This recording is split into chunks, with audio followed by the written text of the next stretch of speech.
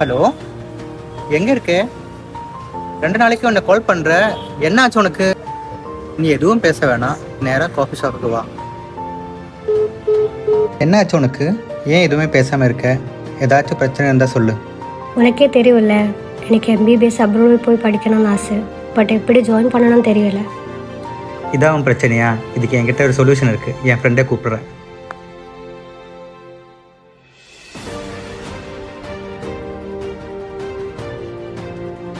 சொல்லு மச்சான், என்ன பிரச்சனை? ஒன்றும் இல்லை மச்சான், இதான் என் ஃப்ரெண்டு. இவளுக்கு அப்ராடில் எம்பிபிஎஸ் படிக்க ஆசை இருக்கு. நான் எப்படி ஜாயின் பண்ணணுன்னு அவளுக்கு கன்ஃபியூஷன்.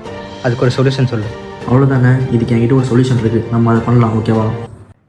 உங்களுக்கு வந்து இந்த மாதிரி எம்பிபிஎஸ் அப்ராட்ல படிக்கணும்னா எப்படி படிக்கணும்னு தெரியலையா? அப்போ இந்த வீடியோ உங்களுக்கு தான் கண்டிப்பாக ஸ்கிப் பண்ணாம பாருங்க.